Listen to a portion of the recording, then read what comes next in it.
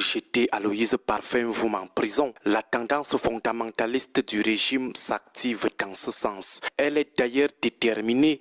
Les violents du régime, les partisans de l'extrémisme violent au sein du RDPC en ont déjà décidé ainsi.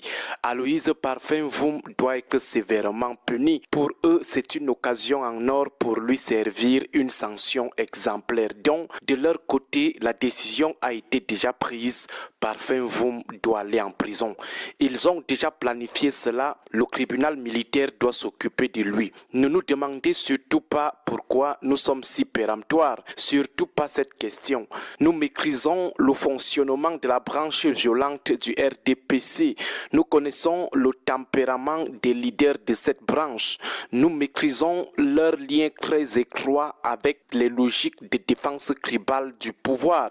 Tout est quasiment prévu pour que Parfin-Voum aille en prison. Et ce qui est choquant, c'est que cela se passera sous nos yeux mous et complices. Beaucoup attendent que le plan soit d'abord exécuté cette semaine avant de surcharger les réseaux sociaux avec les free Parfin-Voum, les libérés Parfin-Voum. En tout cas, cela ne nous étonnera guère. C'est comme ça les Camerounais, dans leur immense majorité.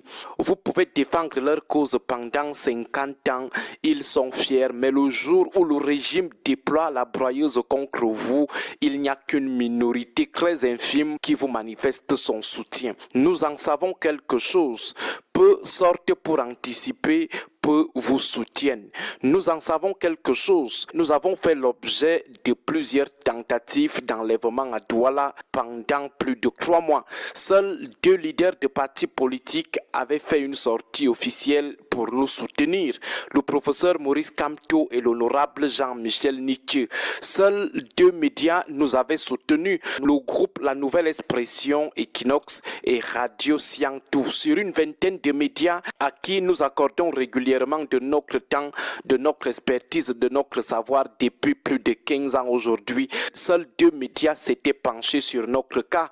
Même pas un appel téléphonique des autres médias pour s'enquérir de notre situation. Seule une ONG s'était penchée sur notre cas. Le REDAC, pourtant nous participons et parfois bénévolement aux activités de plusieurs ONG comme consultants ou formateurs. Mais seul le REDAC s'était penché sur la filature et les menaces d'enlèvement nourries dont nous faisions l'objet entre juillet et octobre 2024.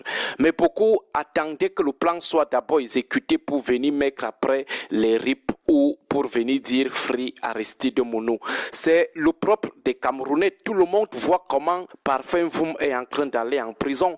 On a plutôt la tête ailleurs en train de parler des futilités pour après coup venir dire Free Parfin-Voum. Qu'est-ce qui est reproché à Parfin-Voum? C'est tout sauf ce qu'on lui reproche officiellement.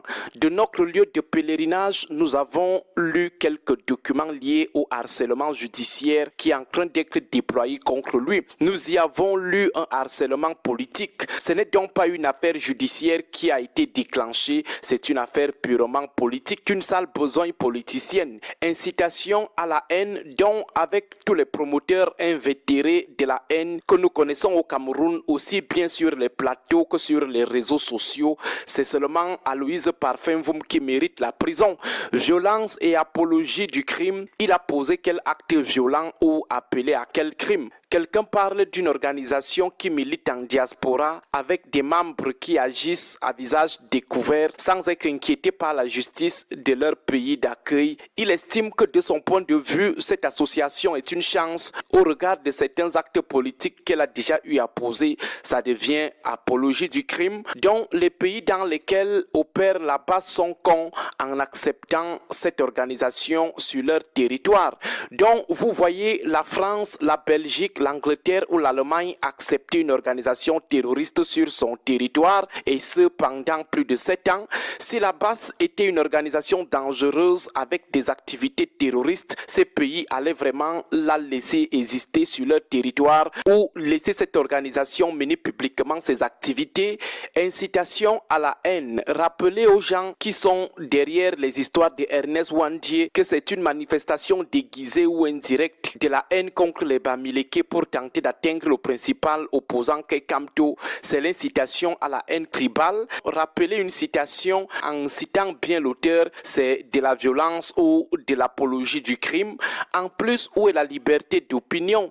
On enfarine un ministre, il faut que tout le monde soit en deuil. Les gens stigmatisent une communauté qui n'est en rien responsable des 43 ans de bilan chaotique de Paul Biya. Et vous voulez qu'on laisse passer cela parce qu'on est bêtis ou au camp. Et pour le cas particulier d'Aloïse Parfait-Mvoum, il ne doit pas dénoncer ce tribalisme anti-Bamileke parce qu'il est boulot entre ceux qui déversent leur haine contre une communauté chaque jour et ceux qui mettent à nu cette haine qui incite finalement à la haine, qui doit passer au tribunal militaire, qui doit être sanctionné par le CNC. Mieux, vous sortez une fois une note qui interdit les plateaux de télévision et de radio à nous autres parce qu'on est originaire du village. Ça sera mieux comme ça. Courage à Aloïse Parfait-Mvoum.